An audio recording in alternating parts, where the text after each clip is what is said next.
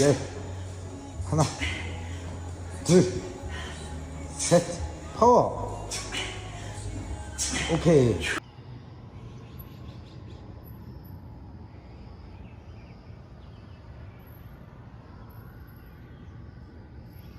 너무 예쁘다.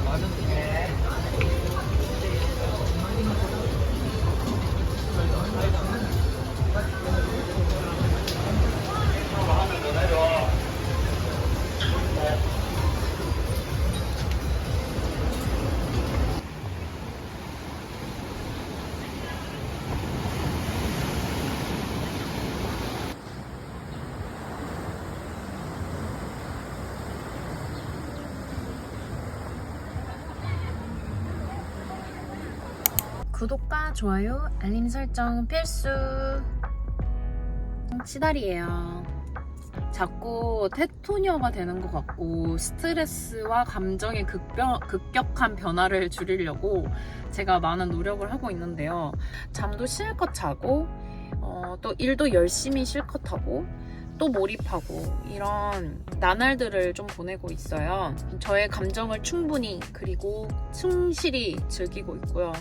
이런 게 저의 이제 2025년 3분기의 목표예요. 그래서 살이 한 4kg 정도 쪘어요. 그래서 보니까 몰입이 저한테는 가장 좋은 방법이었던 것 같아요.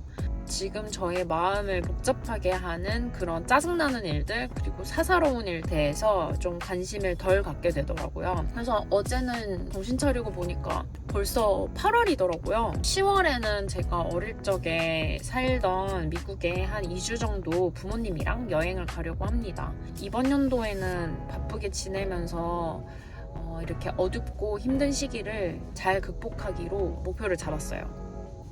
그리고 내년에는 새 출발을 좋은 마음으로 할 예정입니다. 사실 몇 주 전에 저도 모르는 사이에 어떤 변호사한테서 메일이 왔더라고요. 완전 모르고 있었어요.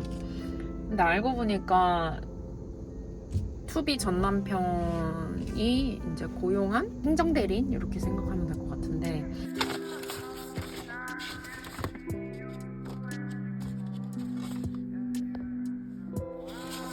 중요한 문서가 문서를 보냈으면 좀 미리 언급을 해줄 수도 있는 거잖아요. 모르겠어요. 저라면 그랬을 건데 뭐 아무런 언지가 없더라고요. 물론 이제 남남이니까 그럴 책임은 없죠. 괜찮은데 좀 치사한 것 같아요. 이제는 남이 되니까 그런 거를 전혀 상관하지 않나 봐요. 사실 정말 안타까워요.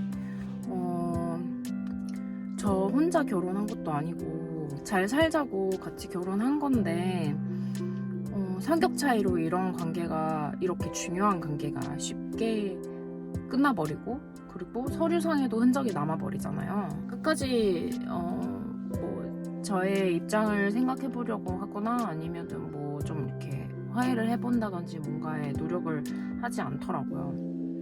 그리고 미련 없다고 하면 정말 말도 안 되고 사람이 아닐 것 같아요. 왜냐면 결혼을 결심했던 거라. 그래서 저 사실 미련 많아요. 되게 슬프고 되게 아쉬워요.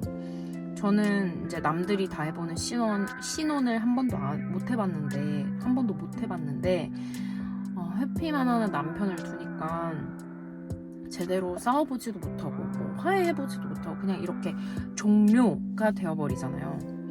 그래서 되게 아쉬워요. 그래서 서류를 보니까 한 몇십 장은 되는데 요지는 재산 분할 없고 뭐 위자료 없고 쌍방 합의할 수 없는 그런 성격 문제로 인해서 이혼을 한다라고 적혀져 있는데 뭐 이런 게 합의 이혼이다 뭐 이런 내용이겠죠. 근데 사실 저는 이 내용에 대해서 동의를 하지 않아요. 성격 때문에 이혼하는 건 아니거든요. 그건 그쪽 주장하는 바고. 구독과 좋아요, 알림 설정 부탁해요. 그래서 미운 마음에 미국 변호사를 써서 대응을 해서 좀 혼주를 내줄까 쉽게 이혼을 해주지 말아볼까 했는데 사실 그게 무슨 소용이겠어요.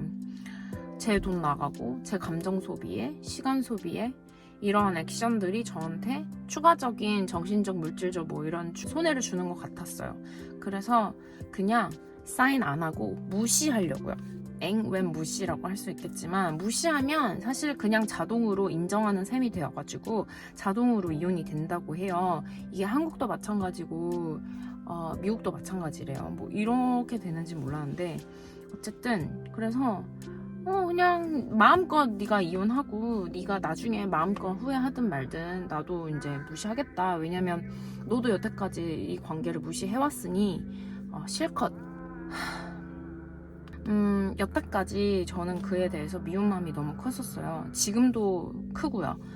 너무 멍청한 사람인 것 같아서 원망스럽고 그렇게 도망갈 일도 아닌데 노력하면 해결될 문제인데 도망간다는 것도 너무 미워요.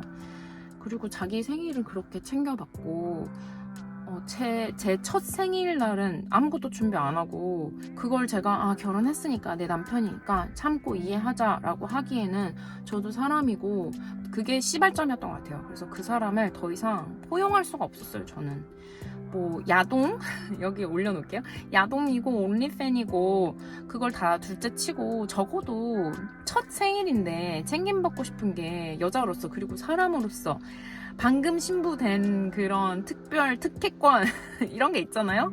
근데 큰 바람은 아니라고 생각해요. 제가 뭐를 사오라는 것도 아니고 그냥 당연히 첫 생일인데 뭔가 스윗한 거를 기대를 했던 것 같아요. 그냥 서프라이즈 이런 걸 원했는데 아예 생일을 모르고 있더라고요. 말을 해줬고 달력에도 같이 적었었는데도 참 그게 그렇게 어렵나 싶네요. 근데 뭐 그도 그의 입장이 있겠죠. 근데 하지만 제가 굳이 그의 입장을 이야기할 필요는 없겠죠.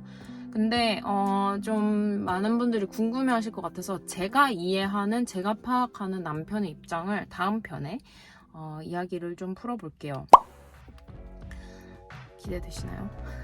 근데 이제 당연히 제 입장에서 이해하고 있는 거기 때문에 좀 편향적일 수는 있는데 그냥 솔직하게 한번 얘기해볼게요. 아무튼 제 입장에서는 좀 잘해보려고 그랑 이 글을 좀 이해해보려고 뭐 하자는 거 다 했어요. 예를 들어 뭐 상담 여기 또 올려놓을게요. 상담도 했고 대화도 해봤는데 끝까지 진짜 자기가 다 피해본 것처럼 말을 하고 자기 얘기만 하고 제 얘기는 진짜 1도 안 듣더라고요. 그리고 솔직히 말하면 뭐 뉴욕이나 LA 이렇게 큰 도시도 아니고 저기 멀리 미국 시골에 제 한국에 있는 이걸 다 버리고 그 사람만 보고 가야 되는데 항상 자기만 억울하다 그러고 제 얘기는 들어볼 생각도 없고 뭐 저를 우선시하지도 않는 이런 사람을 믿을 수가 없었어요. 남편으로서. 근데 그거는 똑같을 것 같아요. 만약에 남자가 한국에 와서 사는데 제가 너무 이기적이야. 그럼 그 사람이 어떻게 자기 걸 다 버리고 오겠어요. 그래서 아무튼 이제는 저는 저 자신을 위해서라도 더 이상 그를 미워하고 원망하지 않도록 이제는 노력하려고 해요. 선서합니다. 이걸 보고 계신 구독자 여러분들도 마음속에 누군가가 너무 믿겠지만 오히려 그 미운 사람 덕분에 정말 큰 일을 피해가는 걸 수도 있어요. 그리고 나의 현재와 미래에 더 집중해가지고 더 좋은 미래를 계획하고 실천하는 게 더 건강하고 효과적일 것 같아요. 저번에도 제가 말씀드렸지만 내가 어떻게 하느냐에 따라서 내 삶은 그 방향으로 변할 것이고 개선될 것이라는 제 믿음이 있잖아요. 그리고 제가 사실 나이가 많아지고 결혼 시장에서 몸값이 떨어지는 그 느낌을 제가 직접 받았고 부담감과 위기감으로 제가 당장 제일 쉬운 방법으로 선택을 했고 그래서 그게 이 사람과의 결혼이었는데 이러한 결정은 이자가 붙어서 나중에 더 큰 어려움이 생긴다라는 거를 제가 너무너무 뼈저리게 경험을 했어요. 어쨌든 앞으로는 어떠한 이유로도 절대 제 인생에서 너무 쉬운 길은 선택하지 않으려고 해요. 다 따라오는 게 있더라고요. 그래서 여러분들도 저의 여정을 들어보셨을 텐데 어떻게 생각하셨을까요? 그래서 다음 편에는 제가 남편의 입장을 제가 이해한 바로 좀 공유를 해보고 이야기하는 시간을 좀 가져보도록 하겠습니다. 안녕. 다음에 또 봐요.